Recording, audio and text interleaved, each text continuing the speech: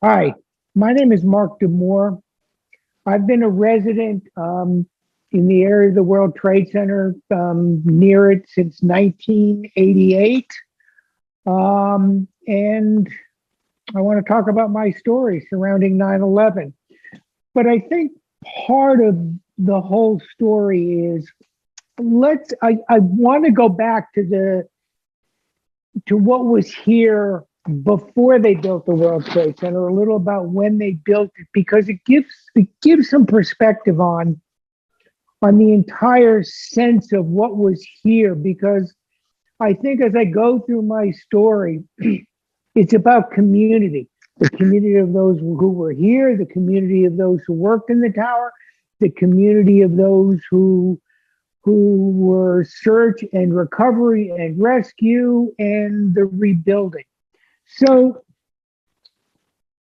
going way back, we'll go back to the 40s, and actually the 50s and the 60s are better, because the area down here had been singled out to have something called a World Trade Center.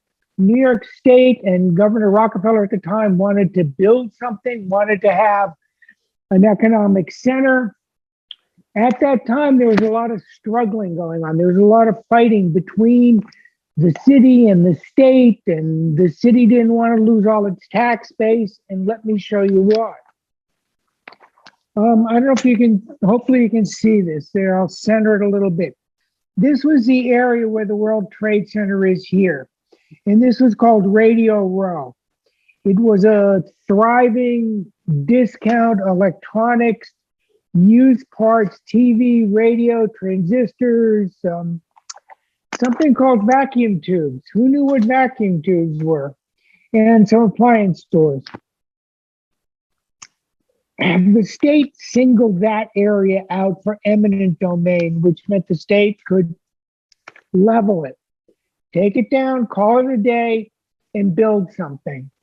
New York City was annoyed because New York City was going to lose that tax base. There were approximately, I think, 400 or 500 businesses there that were thriving, even though they were discount businesses. And at the same time, there was probably about 5,000 people living down there. So it was a vibrant area for what it was. That got leveled. And then they built, then they began to work on building the towers, or digging out and building the towers. Now, at that time, New Jersey was a little annoyed besides. They wanted their piece of the action as well. And New Jersey got involved through the Port Authority, and that ended up becoming the Port Authority, which owned the land, which ended up being part of the building. It was a joint venture between New York and New Jersey. So, a little of the history of the building. I don't have any photographs to show you. They dug out 70 feet down to get to bedrock. And it was about, I don't know, 5 acres of dirt. And that was a big hole, a huge hole to get to the bedrock, because you're planting the building in it. They took the dirt, and the dirt ended up, after the building was built, I'll show you this. You see that? You see where the World Trade Towers were? Next to it, where that dirt is, that was the Hudson River. They ended up building new land there. And that new land ended up becoming Battery Park, which is now one of the richest areas in New York City from a tax base. So New York City got their tax base. The towers were built, 102 stories, 47,500 windows in it, which is something we'll come back to, because I want to make a point of that glass.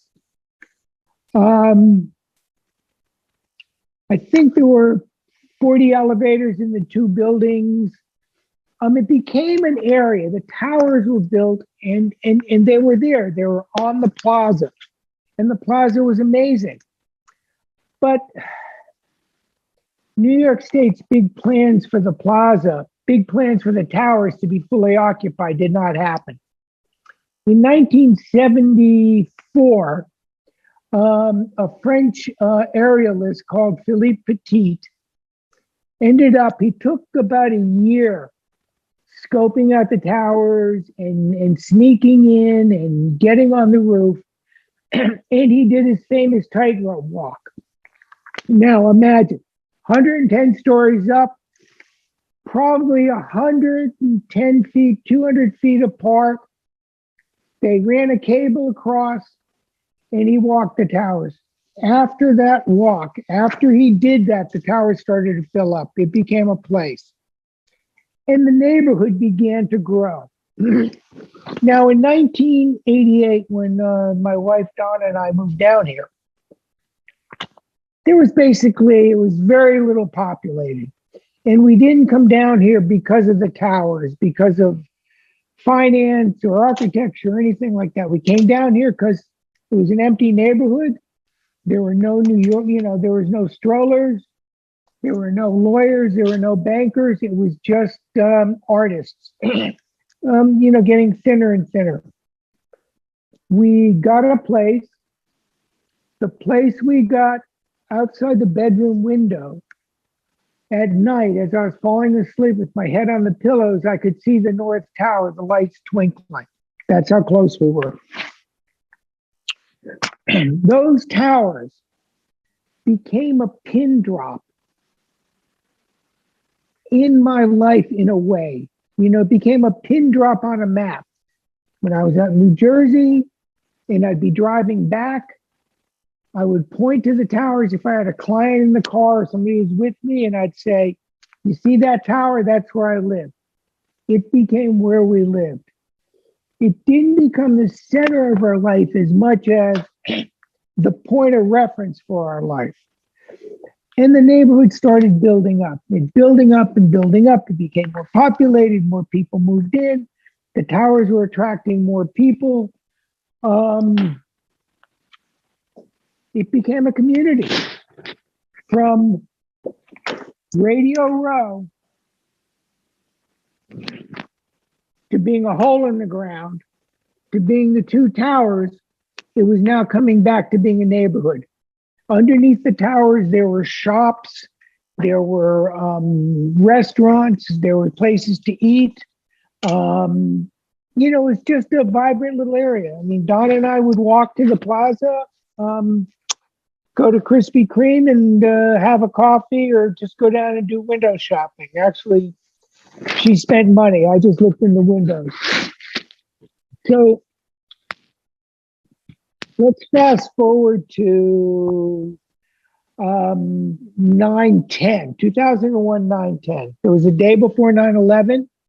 And it was my birthday. Donna wanted some work done in our kitchen. She wanted the granite counter cut down. She wanted a 1/4 inch taken off, had somebody come in. Now, my business was a block south, which meant a block closer to the towers. And since I was living there and she was working uptown, it was easy for her to say, you stay home, work with the contractor, and I'll see you later. So I did that. Contractor did his thing and left. But he left behind this patina of granite dust. And this story will come into, you'll see how it plays out, sort of wait for it. It'll all come together. And I was cleaning up the dust. Donna came home that night. I was furious. Why'd you do this? Another notable thing about September 10th, 2001, it was the most miserable, humid, disgusting New York day. I mean, literally, when it gets hot and humid in New York, you don't want to be around. It's like sad. It stinks. The garbage that's being picked up on the street is getting fetid. It's terrible. So we went out, had some dinner, came back, went to sleep, got up the next morning, and the genius thing, the truly impressive thing was, it was a beautiful day. The humidity had dropped down to reasonable, beautiful, crystal clear skies. It was nice and cool. I got up, made coffee at home, ended up walking the dogs, and then I walk to the office. I usually get in the office about 8 o'clock.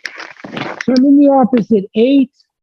I'm making coffee. Now, my office building, my business was on a 5-story walk up, which had an elevator put in, but I was just describing it as a walk up. And it was something called a railroad flat. In a railroad flat is a long, narrow, it's almost a corridor. It's maybe 20, 25 feet wide. It must be 90, 100 feet long. So we had 5, 6 people working there at the time. I don't know how many I had at that time. And it faced north and south. North that way, it was facing the Sun building, which was on Chambers. South, you could see the 2 towers. And the way the towers were set up, you could see them like this. This was a north tower, this was a south tower behind it. So they looked like that. So they were there. 8 o'clock, I make coffee. One of my employees comes in. He's sitting down, chattering away, let's go to work. So at 8:30, I'm sitting down, banging on my keyboard. He's doing his work. At 8:15, I hear this jet engine. I mean, I heard a jet engine. You would hear jets overhead. I've been on the tarmac in Central America with jet engines. This was as loud as being on the tarmac with a jet engine. And it was getting louder and louder. It was a Doppler effect. It got so loud, the building started to move. I ducked my head down like that onto my keyboard, figuring, there was going to be heck to pay soon. The building shook, and about 5 seconds, 10 seconds later, there was this explosion. As loud as you can imagine. I ran to the north windows to look out. There was nothing there, and the reason was the sound echoed off of the building across the street, the Sun building. Went to the north windows, looked out, had a clear view. There was the North Tower. And about the 90th, 89th, 85th floor, it was engulfed in smoke and flame. And there were these things falling out, debris falling out of the windows. Excuse me. My employees, ones who were there, said, my language was atrocious. I could not believe what we were seeing. And I just stood there and watched. It was my mouth was, my jaw was on my chest. I was so lost in the moment. Now I realized at that time, a lot of people didn't know. This was firsthand. This was a few blocks away we saw this. This was not a small plane. I mean, I didn't know it at the time. So we're watching. Just watching. About, 20 minutes later at 9:10, remember, here's the North Tower, the South Tower is behind it. Suddenly, you can see these flames coming out of the South Tower, out of the corner. You can see this smoke coming up. I didn't see the plane hit because of the way the angle was, the building. And it was just another thing. Just what the heck happened? I grabbed my employee, went back to the house, put the TV on. I grabbed my binoculars and I went back to look. And not a good choice, because what I saw were people falling or jumping from the building. And that is the single most personal moment people can have. That is a choice they're making. They're at death. Maybe, should be family or friends, not strangers watching. I put the binoculars down, went outside, went around to West Broadway and started to head south. And when you head south, Again, you could see the two towers like this, and I'm walking toward them. At that time, I was about a block away, and you suddenly saw the South Tower go like this, one floor after another. And I think Pancake says it best. It just pancaked down and down and down and down. And I'm watching this. What appeared to be in slow motion in reality took 10 seconds. In fact, both of them, when they came down, took 10, 11 seconds. I stopped, I looked, I turned around, and I beat a path back home. The smoke came billowing up from the south along this canyon of buildings on West Broadway, this debris. Luckily, I made it around the corner and I got in. Sort of the dust settled a little bit. I mean, it was still in the air. There were still sirens and helicopters, and you could see it on the TV. I grabbed my camera and I went out.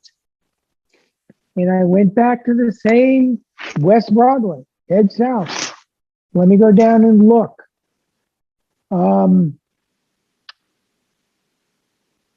This was, going back to 1993 with the bombing. The building was intact, and at that time, you could walk right up to the building almost. Nobody was keeping you away. This was different because of all the debris, the dust, everything on the streets as you got further down got deeper and deeper. In fact, it was like 3 or 4 feet deep when you got to the plaza. And walking down, and by this time the North Tower starts its pancaking.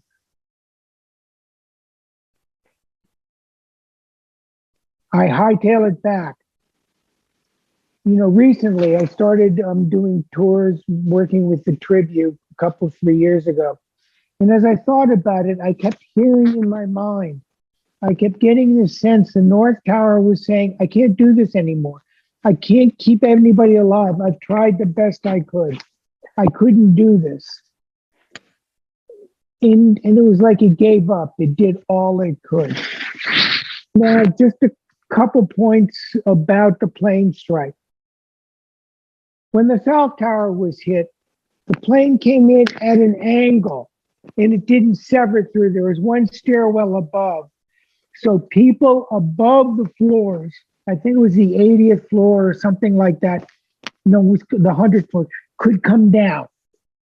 In the North Tower, it severed right through at the 89th, 90th floor, and there was no way anybody above could get out. Everything was blocked off. And it was in flames. So the towers are down. Now, I had my camera out, and let me just show you a couple things. I know this is backwards, but, the joy of digital. That was a car in front of the building with the dust on it, and it said triage. And there was a triage. There was an emergency room set up on the block. It was never opened. You either lived or died. That was it. There were very few injuries. In fact, one of the more famous photographs, one of the more famous shots, were people standing out at St. Vincent's Hospital waiting, and really nobody showed up. Another shot was this. These are papers on the street. You see how they're burned and torn? When you looked at them, you would think those are in a desk. Those are in a filing cabinet. Maybe those were in somebody's hand. I mean, those are the dramatic things. Those were the items that represented what we saw. And just to come back to that day, and then I want to talk about after the day. So I couldn't get in touch with Donna. The story goes, she told me later, when she was getting in the cab to get out, she saw the plane strike. She got in the cab, said, take me to work. this is New York City. Everything will be fine in 2 hours. We know that didn't go that way. She was stuck up on 23rd Street. She had to walk down. And she couldn't get across Canal Street because Canal Street was blocked off by the police. So about 3:30, 4 o'clock, the door opens, she comes in. Now, power had been off. The power went out around 1 o'clock. My employees had left and walked to Penn Station or to Brooklyn. And here came Donna in. She walked up 5 flights, came in. She was wearing a bandana, a camo bandana, and carrying 2 American flags. And this is very unlike her, very unlike her. And I just looked at her and I said, what are you doing? And she said, we're at war. And she got it. That was the first words out of her mouth. And then she was kneeling and petting the dogs and doing it. And she said to me, she said, is Krispy Kreme gone? And again, I shook my head and wondered, what? You want donuts? And she said, no, you idiot. She said, I keep thinking those donuts became halos for everybody who died. She was processing very quickly the reality of what was going on. Whereas me, I'm now worried. I have a business with employees. How am I going to keep it open? How am I going to pay health insurance, pay salaries? What am I going to do? And she's thinking about the reality of the moment. And to take that one step further, I head out, walk the dogs that night. Now the power's all off. We're throwing whatever we can in the oven and on top of the stove to eat. We eventually found a hotel within the neighborhood, so we didn't have to leave. And we could stay there. They had power. And that lasted for 3 days. So I walk the dogs, come back. I'm wiping the paws off because of all this dust. This was all over the place. Donna looks at me and says, you were complaining about the dust in the house. And she pointed outside and she said, I never want to hear you complain again about anything. The world will never be the same. And once again, she got it. She got it early. And I think that's what happened. But so 3 days, Con Edison got the electricity running, huge cables on the sidewalk. The streets were clean. There was no dust, nothing. Everything was cleaned off in like 24 hours. We came back. My business was blocked off on a fence. I couldn't get into it. I eventually did a week later, and I was able to sort of restart a little bit. During this time, a couple things occurred. Now, just to go back, there was a community here. When the towers went up, there was another community there. There were 2 communities. There was Radio Row, the World Trade Center, the towers. Now there's nothing. But what began to appear there were the recovery workers. There was everybody coming down to help with rescue, recovery, cleanup, etc. There were food trucks, all along Greenwich Street. You could just walk up and say, I want a Big Mac and fries. I want a Coke. I want this. I want that. They give it to you. There were trucks there to fix tools, skill, and other tool makers. It started to become a different kind of community. It became a community of help and caring. In fact,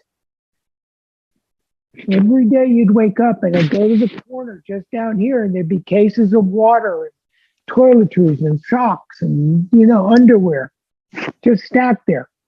And my neighbors, I later learned the neighbors who stayed, I think there's 21 of us in the building. Only about 4 of us stayed. Used to meet the truck at 2 o'clock to unload it. That became a community. The Red Cross was walking around the neighborhood. You could sit and talk with some of the first responders. The fire department was in the pit. They were on the pile. Everybody else were walking around. We were a community. We were family, linked together, not by a location, but by the absence of a location. We were linked together by a community of those who were in the middle of this and witnessed it. And one of the points I want to make is that you are part of our community simply by listening to this. You are one of us. There are a lot of items. There's a National Museum, and it's amazing. The National Museum has so many items and things to see, but they're things. Those of us who were there, those of us who are sharing the stories, link those things and end up putting a narrative around those things. They end up bringing up personal stories to things, to inanimate objects that are representational of the horror that we went through. And that was the community. Let me fast forward again. It's 20 years later. I think there's still a community, those in the Tribute Museum and those who are engaged in the 9/11 and who work on it, those who are there, we're a community, and we hope you're a community. But like so many things over time, I think the community connection tends to weaken. Time ends up eroding it. And that's why the Tribute Museum, the important work we're doing is to keep the message alive. And there's a reason for that. The message is we want to bring more people into the community to carry the story forth. Younger people who come in and remember what we say and be able to have the story. It's like sitting around a campfire as cave people and sharing stories to be told for generation to generation. There's only going to be so many items and things and inanimate objects left, but there's going to be our narrative. So you're part of it. And the other part of it is more people have died from 9/11 related illness after 9/11 than died on 9/11. And there are 90,000 people registered in the 9/11 health registry who have the potential for being very ill and sick. We are carrying a lot of our memories are wrapped around our grief, are wrapped around the potential loss. And again, you all being here as part of our community and carrying our message and sharing that our stories deserve to have a life helps keep all of us alive and helps us be able to talk about our pain, our hurt, our grief, our sense of loss, our sadness.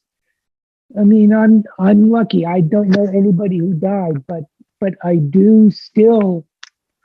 I look down toward the World Trade Center now, and I remember what was there, and I remember Krispy Kreme, and I remember, walking through there.